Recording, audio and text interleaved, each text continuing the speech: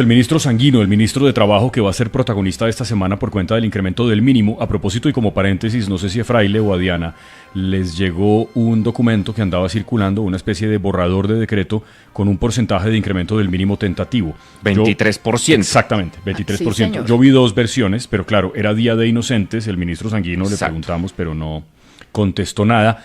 Ahora, si es cierto ese incremento del mínimo, pues sería sustancialmente mayor, Diana, a lo que pidieron los sindicatos, que recuerdo que fue del 16%, ¿no? 16%, sí señor. Lo que están pidiendo centrales obreras es el 16%. Se ha hablado también de una cifra tentativa del 11%. Esa es la que más pues se cree va a ser la cifra de incremento del salario mínimo.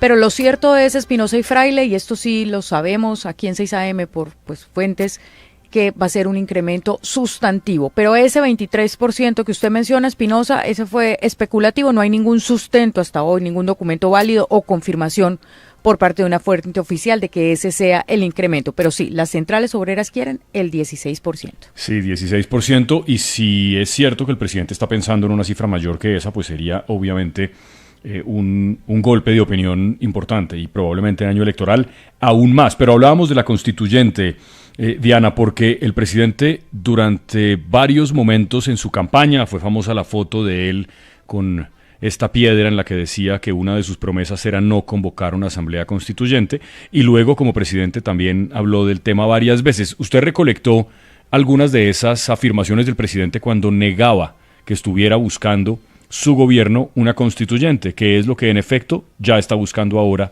con ese comité promotor, inscrito entre otros por el ministro Sanguino? Al menos 9 veces, Espinosa, dijo el hoy presidente Gustavo Petro que no iba a convocar a una Asamblea Nacional Constituyente. La famosísima y primera es esa placa en mármol que fue el 9 de junio del 2018. Pero mire, luego en campaña le dijo a varios medios radiales, entre esos aquí, a Caracol Radio, a Melquisedec Torres, que no quería y nunca iba a convocar una Asamblea Nacional Constituyente. Escucha lo que le dijo a Melquisedec. ¿Usted va a convocar una asamblea constituyente, o si su partido o alguien en el Congreso la convoca, usted la respaldaría? Es que si tú lees la Constitución, una asamblea constituyente no la convoca el presidente. La promueve el gobierno, la puede promover en el Congreso. Tiene que convocar es el Congreso de la República. Ok, y si el Congreso la convoca, no, la promueve, ¿usted la respalda? El Congreso no va a convocarla y no necesitamos, ¿sabes por qué? Porque si ya tenemos Constitución, ¿para qué constituyente? Sí. Esta pregunta se la hicieron durante toda la campaña porque era el gran temor de quienes se oponían a una presidencia de Gustavo Petro. Le insistió que no. Luego ya como presidente le volvieron a preguntar si durante su gobierno él iba a hacer una Asamblea Nacional Constituyente. Insistió que no. Escúchelo con esta entrevista con Ángela Patricia Yaniot. Entonces, si quiere una asamblea constituyente. No, yo no quiero una asamblea constituyente porque la Constitución del 91 me permite hacer los cambios que quiero hacer en el país.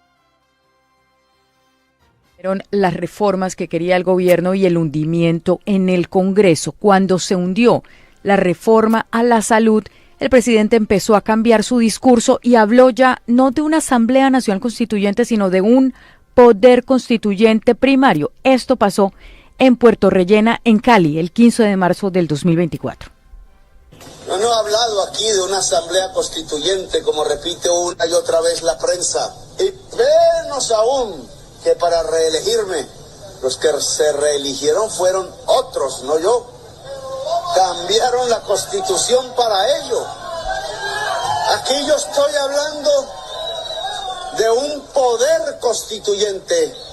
No confundan el objetivo con los medios. Poder.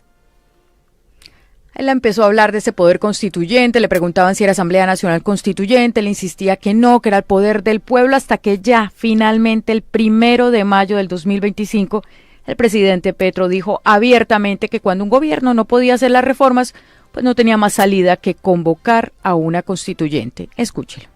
De un gobierno electo popularmente en medio de este Estado y bajo la Constitución de Colombia. No puede aplicar la Constitución porque lo rodean para no aplicarla y le impiden. Entonces Colombia tiene que ir a una Asamblea Nacional Constituyente. Y finalmente, hace 2 meses, Espinosa, usted recuerda, fue el entonces ministro de Justicia, Eduardo Montealegre, que en un video confirmó que el gobierno iniciaba este camino de la Asamblea Nacional Constituyente con la conformación de un comité que fue el que radicó esta propuesta el viernes 26 de diciembre. Bueno, en efecto, Saray, como usted recuerda en estos, yo no recordaba el de Melquisedec, me parece que ese es muy preciso. Claro, el presidente en su defensa, Fraile, lo que alega ahora es que cuando estaba comenzando su gobierno o antes de comenzarlo o durante los primeros meses de ese gobierno, no existía aún ese bloqueo institucional al que ha hecho referencia, que básicamente consiste en decir, como dice el presidente, que se oponen desde el legislativo, el Congreso y las Cortes, y nos mete también a los medios de comunicación, a todos sus proyectos, pero no por las propuestas en sí, sino por meras diferencias políticas. Y que si en ese momento él no pensaba que esto era necesario, ahora sí, porque según él, el bloqueo institucional está demostrado. Pero además ahí hay dos datos, Espinosa, y es que lo primero que ha hecho el presidente es la constituyente no se hará en época electoral, pero lo primero que hace es decirle a la gente que hay que votar por un Congreso que sí apruebe una asamblea constituyente y que respalde esa idea. Lo segundo es que lo han disfrazado de una iniciativa ciudadana, que se le ocurrió a un ciudadano preocupado. No, el comité de firmas lo inscribió el ministro de Trabajo del presidente Gustavo Petro, que ese mismo día explicó a los colombianos de qué se trataba, invitando, como le digo, a votar por un Congreso que sí apruebe la posibilidad de una constituyente. Luego, no es una iniciativa ciudadana y segundo, pues claro que esta propuesta va a invadir por completo el debate electoral. Es algo de lo que se tiene que hablar, es algo de lo que uno esperaría un pronunciamiento de Iván Cepeda, que uno lo ve, sí, más a favor de una constituyente, y como también uno puede ver, Espinosa, pues ya hay bloques de oposición, de candidatos, de partidos que han dicho, con nosotros no pasa la constituyente. Yo creo que ese debate va a terminar absorbiendo en buena parte las discusiones que vamos a tener los próximos 6 meses antes de las elecciones. Ese punto de Fraile me parece valioso. Diana, búsquese por ahí en la cuenta de X del candidato Iván Cepeda si en algún momento en estos últimos meses o par de años ha dicho algo sobre la posibilidad de una constituyente. Como usted recordaba en sus audios, esta no es una discusión nueva, tan no es nueva que al presidente Petro, cuando era candidato, Melquisedec se lo preguntaba, por ejemplo, en La Luciérnaga, si finalmente él iba a ir por la constituyente, y el hombre sacó la famosa pancarta aquella, ¿no? Lo que hay es trinos de gente del petrismo diciendo no a la constituyente. De opinión. El ministro de Trabajo, Antonio Sanguino, ya había dicho una constituyente sería perversa. El Partido Verde apoya la Constitución del 91. María José Pizarro, con un cartel gigante, no a la constituyente, no apoyamos una constituyente. De modo que, digamos que esa postura, cambiarla no es tan difícil, y menos ahora que es una bandera del gobierno. Sí, yo en todo caso simplemente quiero hacer la siguiente aclaración, o más que aclaración, advertencia al gobierno. Yo no sé si ellos han pensado en que el problema de la constituyente, entre otros, es que también puede ganar la oposición. Pueden comenzar un proceso. Pasó en Chile. Para que lo hereden los que al presidente no le gustan, porque es que los candidatos de la oposición perfectamente podrían ganar las elecciones del 2026. Y en ese escenario, yo estoy seguro que a ellos esta idea constituyente ya no les parecería ninguna maravilla. Es que el otro también puede ganar. Ese es el problema de meterse con la Carta Magna, que también está el otro. Oiga, a las 6, señor. Antes de que se vaya, no, es que encontré los trinos del candidato Iván Cepeda sobre una constituyente. Me ganó. Sí. Sí, Fraile es hábil para eso. No, dice, por ejemplo, que nadie se engañe, la extrema derecha encabezada por Uribe sigue presionando para la conmoción interior y una constituyente golpista, un fujimorazo producto del desespero. Le preguntan también en una entrevista internacional, la constituyente es una propuesta fruto del desespero del uribismo. Dice también Iván Cepeda, vuelve la esperanza a la picota. El uribismo propone una constituyente. La constituyente es buena cuando la propongo yo, pero cuando la propone el otro, entonces se trata de una medida desesperada en política. Lo que dice Espinosa es muy cierto y lo que yo le recordaba. El presidente Boric en Chile, pensando que tenía la posibilidad de unas mayorías ciudadanas para cambiar la constitución de ese país, redacta un texto que no le gusta a la mayoría y la gente rechaza dos veces.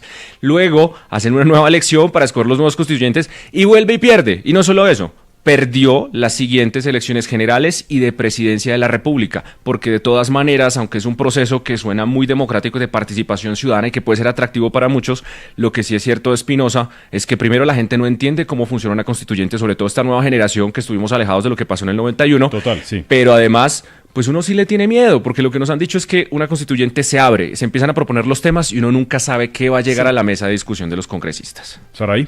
Es que, si usted me permite, Espinosa, pues precisamente el gran temor viene por lo que pasó en Venezuela.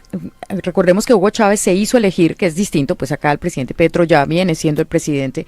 En Venezuela, en 1998, Hugo Chávez se hizo elegir bajo la promesa de que si él llegaba al poder iba a cambiar la Constitución, pues para todas estas reformas sociales, para esta inclusión social que quería lo que llamaban el socialismo del siglo XXI. Cuando gana Hugo Chávez en 1999, él reforma la Constitución, pero ahí muchos votaron por Chávez pensando pues en este gran cambio social que se quería y se necesitaba en Venezuela, pero en ese momento él cambia toda la conformación de las instituciones y termina con el contrapeso de poder en Venezuela, determinando pues que, por ejemplo, los magistrados los elegía directamente el presidente, cambió los constituyentes, y en ese momento es cuando Venezuela pierde todo este equilibrio de poderes y entra en esta dictadura de la que ya lleva más de 20 años y no ha podido salir. Ese es el gran miedo de una constituyente, que hasta este momento pues nadie sabe qué es lo que va a contener ese texto.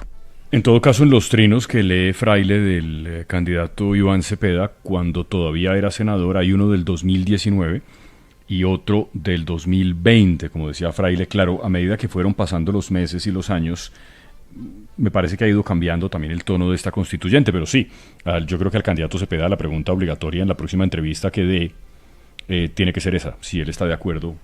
Seguramente dirá que sí con este proceso constituyente. Ya tendremos ocasión de seguir hablando de esto y del contenido de lo que se ha conocido del texto de la convocatoria de la constituyente, que incluye, entre otras, en efecto, todo el asunto del Banco de la República, que no le ha gustado tanto al presidente.